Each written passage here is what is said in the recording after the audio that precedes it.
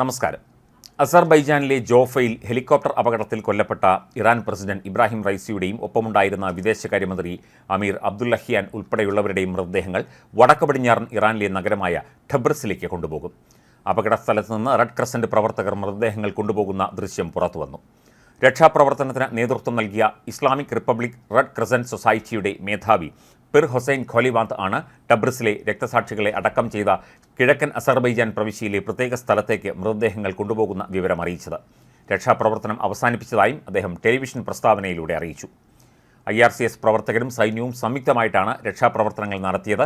കാലാവസ്ഥ പ്രതികൂലമായതിനാൽ ഏറെ ദുഷ്കരമായിരുന്നു രക്ഷാപ്രവർത്തനങ്ങൾ. ഈ സാഹചര്യത്തിൽ തുർക്കി സൈന്യത്തിൻ്റെ ആളില്ലാ വിമാനമാണ് അപകടസ്ഥലം കണ്ടെത്തിയത്. മോശം കാലാവസ്ഥ കാരണം ഇന്നാണ് രക്ഷാപ്രവർത്തകർക്ക് അപകടസ്ഥലത്തേക്ക് എത്താനായത്. പൂർണ്ണമായി കത്തിക്കരിഞ്ഞ നിലയിലായിരുന്നു ഹെലികോപ്റ്റർ. ഇന്നലെ വൈകിട്ടുണ്ടായ ഹെലികോപ്റ്റർ അപകടത്തിലാണ് ഇറാന്റെ 8ാമത്തെ പ്രസിഡന്റായ ഇബ്രാഹിം റൈസിയും വിദേശകാര്യമന്ത്രി അമീർ അബ്ദുല്ലഹിയാനും കൊല്ലപ്പെട്ടത്. കിഴക്കൻ അസർബൈജാനിലെ ജോഫയിലാണ് അപകടമുണ്ടായത്. പ്രതികൂല കാലാവസ്ഥയുടെ സാഹചര്യത്തിൽ മലയിടുക്കിൽ തട്ടിയതാകാം അപകട കാരണം എന്നാണ് വിലയിരുത്തൽ. അതേസമയം പ്രഥമ വൈസ് പ്രസിഡന്റായ മുഹമ്മദ് മൊഖ്ബർ ഇടക്കാല പ്രസിഡന്റായി ചുമതലയേൽക്കുമെന്ന് ഇറാന്റെ ഗാർഡിയൻ കൗൺസിൽ അറിയിച്ചു.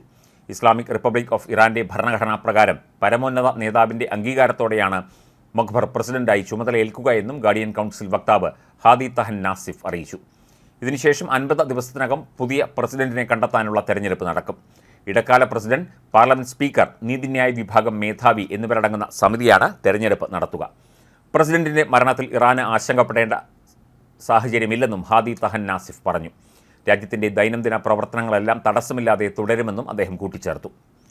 ഇബ്രാഹിം റൈസിയുടെയും വിദേശകാര്യമന്ത്രി ഹുസൈൻ അമീർ അബ്ദുല്ലഹിയാന്റെയും ഒപ്പം സഞ്ചരിച്ച മറ്റ് 7 പേരുടെയും ജീവനെടുത്ത ഹെലികോപ്റ്ററിന്റെ കാലപ്പഴക്കവും ചർച്ചയാകുന്നുണ്ട്. അപകടത്തിൽപ്പെട്ട ബെൽ 212 ഹെലികോപ്റ്ററിന്റെ സുരക്ഷാ വീഴ്ചകൾ മുമ്പ് തന്നെ റിപ്പോർട്ട് ചെയ്തിട്ടുണ്ട്.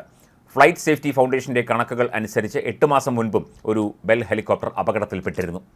കൈവശമുള്ള ഹെലികോപ്റ്ററുകളുടെ അറ്റകുറ്റപ്പണികൾ നടത്താനും പുതിയവ വാങ്ങാനും ഇറാൻ ബുദ്ധിമുട്ട് നേരിടുന്നുണ്ട്.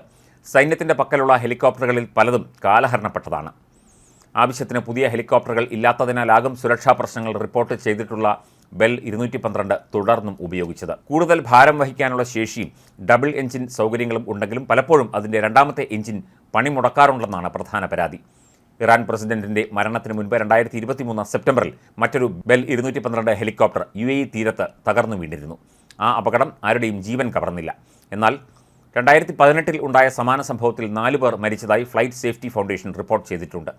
78 ജൂൺ 3 അബുദാബിയിൽ ഒരു ബെൽ 212 അപകടത്തിൽ 15 പേർക്കാണ് ജീവൻ നഷ്ടമായത്.